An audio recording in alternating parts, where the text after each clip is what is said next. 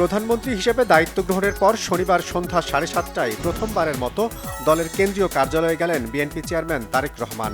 নয়াপল্টন ও আশপাশের এলাকায় উৎসব মুখর পরিবেশ।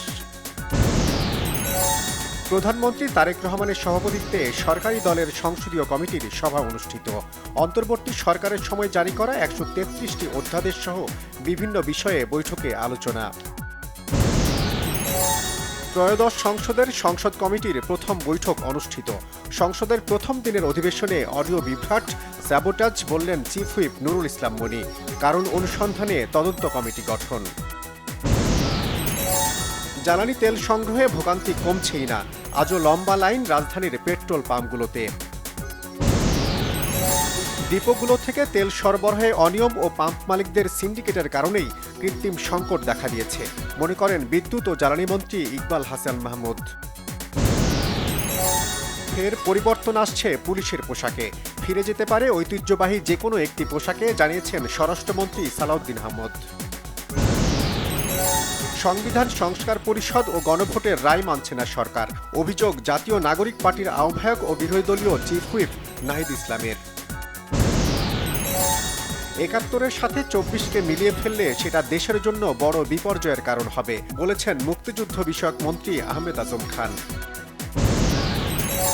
মুক্তিযুদ্ধের চেতনা নিয়ে রাজধানীতে ডিবেট ফর ডেমোক্রেসি ছায়া সংসদ বিতর্ক প্রতিযোগিতায় আলোচকরা বলেছেন, স্বাধীনতার ৫৫ বছরেও মুক্তিযোদ্ধাদের সঠিক তালিকা না হয় মুক্তিযোদ্ধাদের সংখ্যা বেড়েছে। সড়ক ও নৌপথে প্রাণহানিতে ম্লান হয়ে গেছে এবারের ঈদ আনন্দ। ধারাবাহিক সড়ক দুর্ঘটনায় মর্মান্তিক মৃত্যুতে বিস্মিত ও ক্ষুব্ধ বিশেষজ্ঞরাও। স্বাধীনতা দিবসের লম্বা ছুটি শেষ হচ্ছে আজ, রাজধানীতে ফিরছে মানুষ, ট্রেনে উপচে পড়া ভিড়।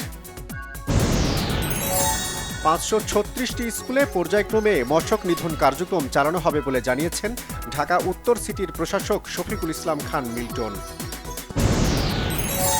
জাতীয় সংসদের স্পিকার অবসরপ্রাপ্ত মেজর হাফিজ উদ্দিন আহমদের সহধর্মিণী দিলারা হাফিজ শনিবার স্থানীয় সময় দুপুর ১:৩০টার দিকে সিঙ্গাপুর জেনারেল হাসপাতালে চিকিৎসাধীন অবস্থায় ইন্তেকাল করেছেন। ইরানের বিদ্যুৎ কেন্দ্রগুলোতে হামলা ১০ দিনের জন্য স্থগিত করলেও দেশটির পারমাণবিক স্থাপনায় হামলা চালিয়েছে যুক্তরাষ্ট্র ও ইসরায়েলের জোট বাহিনী। নেপালের সাবেক প্রধানমন্ত্রী কেপি শর্মা ওলি ও সাবেক স্বরাষ্ট্রমন্ত্রী রমেশ লেখক গ্রেপ্তার। জেনজি বিক্ষোভকারীদের ওপর প্রাণঘাতী হামলার অভিযোগ। নিউজিল্যান্ড সিরিজের প্রস্তুতি শুরু করেছে বাংলাদেশ ক্রিকেট দল। ১৩ই এপ্রিল ঢাকায় আসছে ব্ল্যাক ক্যাপসরা। ৩০শে মার্চ খেলোয়াড়দের ক্রিয়া কার্ড দেবেন প্রধানমন্ত্রী তারেক রহমান। সব খেলায় সমান গুরুত্ব, থাকছে আকর্ষণীয় ভাতা ও সম্মানী, জানিয়েছেন ক্রীড়া প্রতিমন্ত্রী আমিনুল হক। সাফ অনূর্ধ্ব-২০ চ্যাম্পিয়নশিপে ফুটবলে ভারতের বিপক্ষে পিছিয়ে পড়েও ১-১ গোলে ড্র করেছে বাংলাদেশ। গ্রুপ রানার্স আপ হয়ে খেলবে সেমিফাইনালে, প্রতিপক্ষ নেপাল। সিয়াম আহমেদ অভিনীত অ্যাকশনধর্মী চলচ্চিত্র রাক্ষস মুক্তির ৬ দিনের মধ্যেই কোটির ক্লাবে প্রবেশ করেছে। তুলনামূলক কম শো পেয়েও ধরে রেখেছে দারুণ পারফরমেন্স। বৃহস্পতিবার HBO ম্যাক্স ও Harry Potter and the philosopher's stone সিরিজের প্রথম ট্রেলার প্রকাশের পর রীতিমতো ঝড় তুলেছে ইন্টারনেট দুনিয়ায়। তবে শৈশবের নস্টালজিক হ্যারি পটারের নতুন রূপান্তর সহজে মেনে নিতে পারছেন না দর্শকরা। নেটিজেনদের মাঝে বইছে মিশ্র প্রতিক্রিয়া।